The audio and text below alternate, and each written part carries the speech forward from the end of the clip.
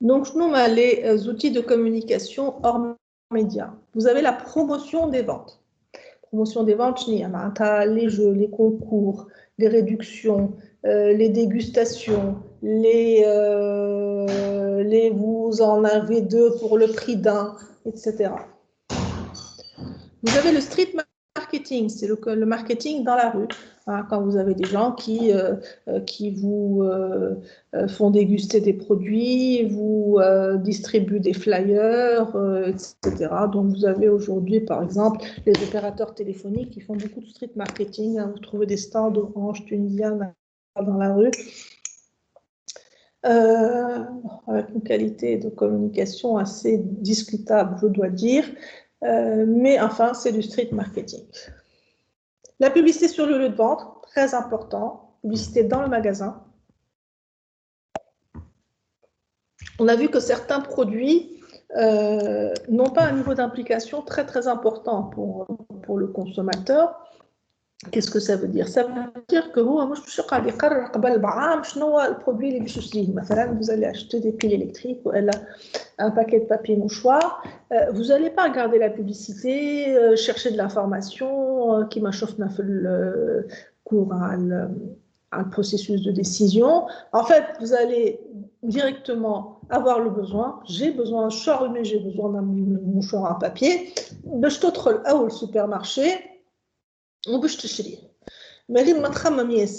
La seule chose finalement à ce moment-là qui peut avoir un impact sur votre décision, c'est la publicité que vous allez trouver dans le magasin lui-même.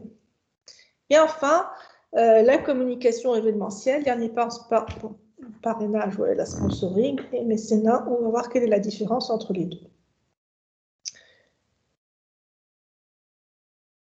Donc la promotion des ventes, c'est une action marketing qui consiste à modifier pendant un laps de temps déterminé l'offre de base de l'entreprise dans le sens d'un avantage distinctif accordé à une cible et ou un produit. Il y a une réduction, distribution d'échantillons gratuits, dégustation, etc. Donc vous avez les réductions de prix,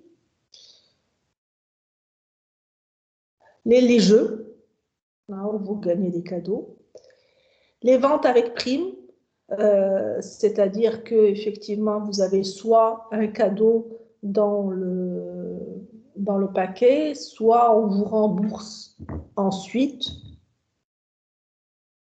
une partie de l'achat. La distribution d'échantillons, les essais comme effectivement les dégustations que vous pouvez voir souvent dans les supermarchés. Et les mises en avant, c'est-à-dire effectivement les techniques de merchandising comme les têtes de gondole, les stands de dégustation. Quelle tête de gondole, dans les supermarchés, il y a des rayons. Hein. Et de part et d'autre du rayon, vous avez un endroit où on met les produits qu'on appelle la tête de gondole. L'avantage de cette tête de gondole-là, c'est que le produit n'est pas visible uniquement du rayon, mais il est plutôt visible dans l'allée centrale du supermarché. Or, dans l'allée centrale du supermarché, tout le monde passe, même les gens qui ne vont pas dans ce rayon spécifique-là. Et donc, les produits qui sont mis en tête de gondole sont plus visibles que les autres produits qui sont placés dans le rayon. Et donc, ils sont mis en avant.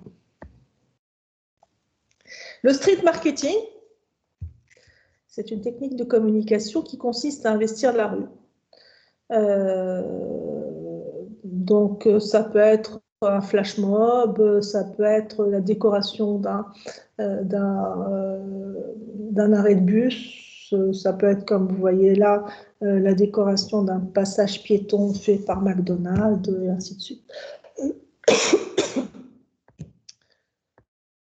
Donc, il y a plusieurs types de street marketing. Le plus simple, c'est la distribution des flyers et des produits. L'animation humaine, donc par exemple des dégustations en pleine rue. L'animation produit, c'est-à-dire que c'est le support, c'est le produit lui-même qui est mis en avant. Parfois, on a pu voir dans les rues de Tunis je sais pas, moi, des géants qui étaient placés à certains endroits.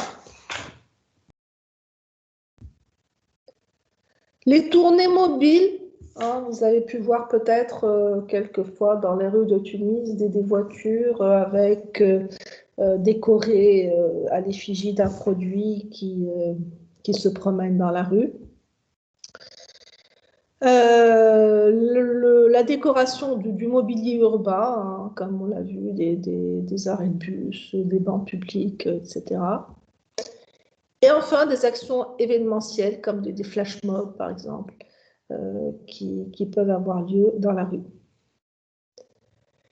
La publicité sur le lieu de vente, donc c'est l'ensemble des moyens mis en œuvre par un annonceur pour optimiser la présentation de ses produits. Donc, ça peut être la tête de gondole comme on l'a vu, mais ça peut être aussi les vitrines décorées, ça peut être des produits mis comme ça en vrac à l'entrée du magasin pour mettre en valeur du produit, donc le produit. Donc, vous avez des présentoirs, les têtes de gondole, mises en avant, la théâtralisation, hein, c'est-à-dire effectivement, vous présentez le produit dans un décor spécifique, par exemple, qui vont faire penser aux fêtes de fin d'année, ou à le l'Aïd, ou à des choses comme ça.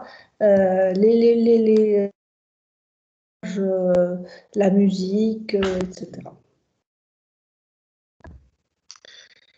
Alors, dans la communication événementielle, il y a deux types de communication. Il y a le sponsoring, où vous participez financièrement à un événement qui est souvent sportif ou culturel, et vous demandez en contrepartie de votre investissement que votre marque soit mise en avant, hein, soit sur les maillots directement des joueurs, ou bien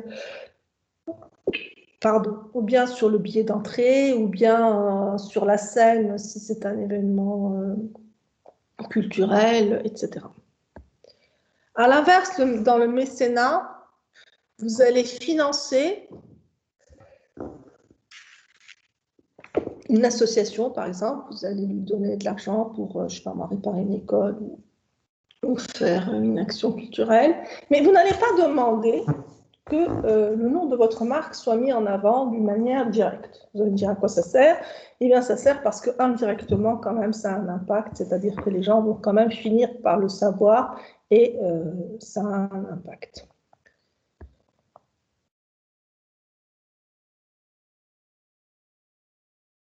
Et dernière chose que l'on va voir, ce sont les relations publiques.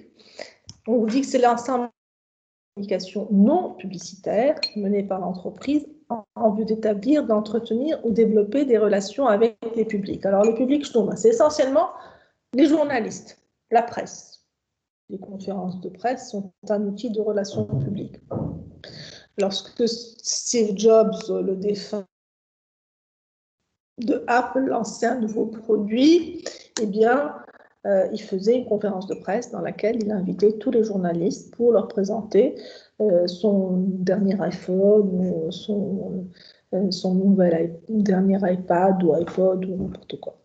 Mais ce n'est pas uniquement à l'égard des journalistes, ça peut être les actionnaires, les pouvoirs publics, le milieu associatif, les citoyens de manière générale. Donc c'est toute communication qui permet effectivement d'entretenir des bonnes relations avec différents publics.